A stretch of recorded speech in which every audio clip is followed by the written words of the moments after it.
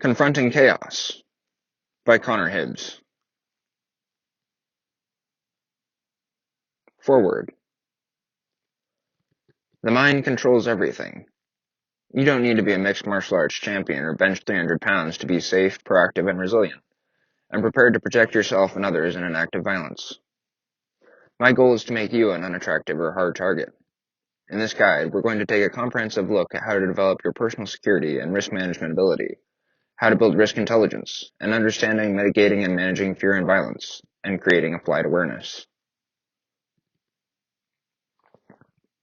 Personal security and risk management, risk intelligence. Security is about compromise, or maximizing our quality of life and the safety measures we take to protect ourselves. It is important to focus on your internal locus of control and to stay positive in any situation, especially when things get tough. The most strength will be required in those times. The threat could be a street confrontation, a natural disaster, or an active shooter situation. To significantly minimize the chances of becoming a victim to a criminal or terrorist act, we can start by eliminating denial and ignorance, and instead practicing acceptance that bad things can happen. A reality versus perception mindset will remove cognitive bias.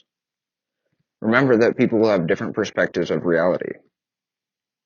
We will need to be conscientious of this while practicing deductive destruction, or removing assumptions and biases and finding fundamental mental models to replace them with. Paranoia, or looking over your shoulder all the time, is very negative. Personal security, safety, emergency response, resilience, and related concepts will all be governed by risk management ability and our risk intelligence to manage potential negative outcomes. Our best decision-making can be considered our risk intelligence, and the dynamic risk equilibrium, DRE, is about identifying, assessing, and reducing risk, or the effect of uncertainty on objectives. There is not one, but many small activities we can do to make layers of defense.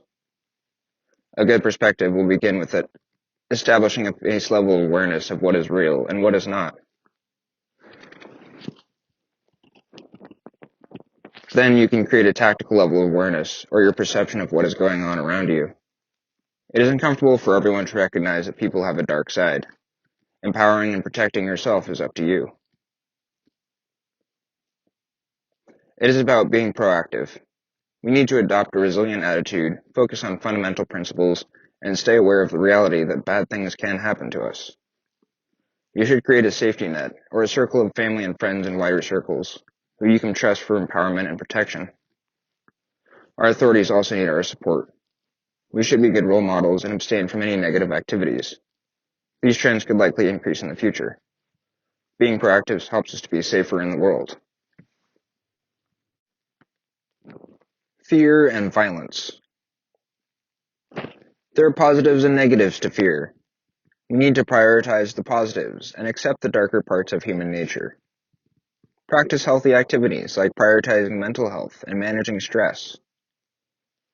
We are exposed to violence all the time in the media, movies, and video games. The media wants you to watch and listen, and its conscious and subconscious influence creates a belief that threats are more close by. We should critically evaluate media messages, both formal and social, for a more accurate threat perception. Remember that the way violence is portrayed in movies and TV is not an accurate portrayal of the way violence happens. Sensationalism is the reality to the media. This can mean indifference of current trends of criminal and terrorist activity, and presenting information around points that may not affect you. In actual attacks, there isn't much time to act. Some experts claim that you only have 0.3 to 0.5 seconds to figure out what to do once the attack happens. Reactions need to be instinctive and reflexive. You could fall back on your flight or fight response, but that isn't always the best decision, or in your best interest. Although you can avoid panicking or freezing by modulating or changing your flight or fight response.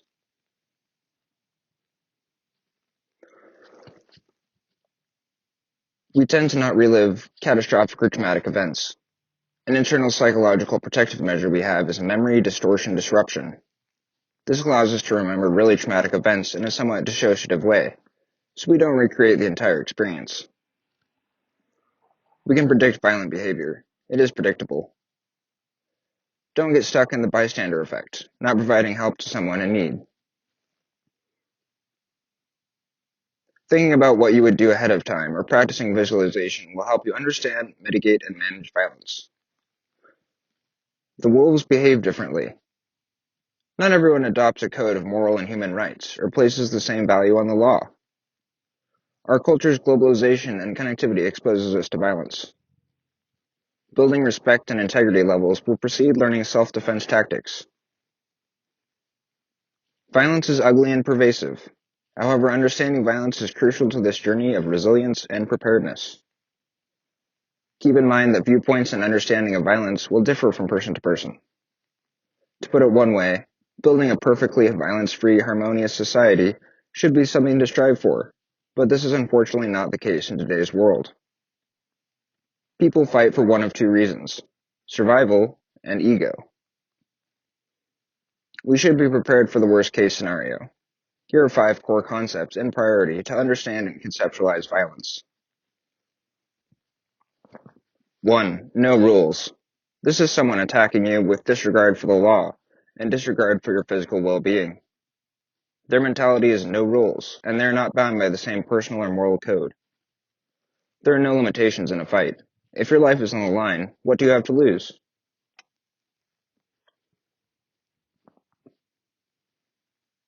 2. Multiple attackers. Most attackers will attack from behind or the side. 3. Weaponry. Be proactive and consider learning how a weapon system is used, and developing a basic understanding of how to fight with these weapons if you have to. 4. Grappling and ground fighting. Many fights end up close range and on the ground. It is about gaining control and advantage over the opponent. 5. Mobility. This is basic protection. If you have to fight, remember the principle, ICE. Intercept the attack. Control the attack situation. Escape as soon as it is safe to do so. And avoid going to the ground where you're more vulnerable. We need to be realistic about how attacks happen and continue to learn from them. By following these 5 core concepts, we significantly increase our understanding and conceptualizing of the way we view violence. Applied awareness. Developing applied awareness is a combined effort. Prevention is an important concept of applied awareness, a methodology that establishes context and probability of the situation occurring, and a base understanding of what is normal and what is not normal. Our ability to detect what is ordinary and what is suspicious will be interpreted by our perceptions and reality. Having discipline to be aware eliminates paranoia, panic, and fear. Everyone is guilty sometimes of denial, negative habits, risky behavior, and ignorance. Personal awareness is step 1, to know yourself before engaging with your environment or others. Our intuition or our gut instinct can be utilized to respond to early warning instincts. Our senses information and all of our experiences are stored subconsciously in our memory. When you remember certain things or get nostalgic, you are accessing your subconscious memory. This memory bank can be hard to access, and relying on this questions the viability of information. Your awareness is a security and safety layer, just like the following: guard dogs, walls, cameras, security systems, and alarms, weapons, locks, windows, and doors.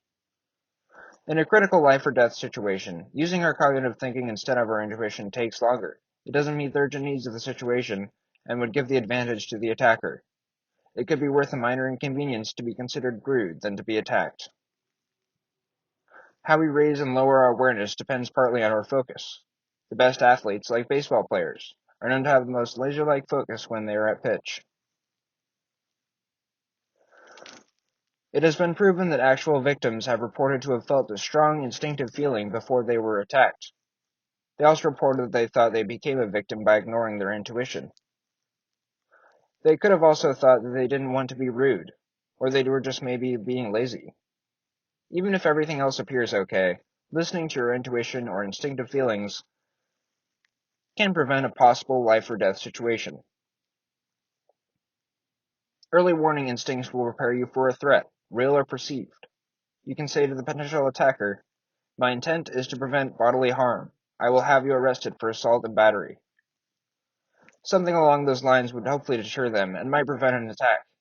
but we need to be sure it is a real threat. Perceived threats can stem from our subconscious memory. It is important to know that these subconscious memories can surface and seem real, and may not be accurate. Controlling our level of awareness will lean our focus toward actual threats, especially when action is required in an emergency situation. It could also be dangerous to assume that we are always safe. Our level of awareness relies upon fundamental security and safety layers.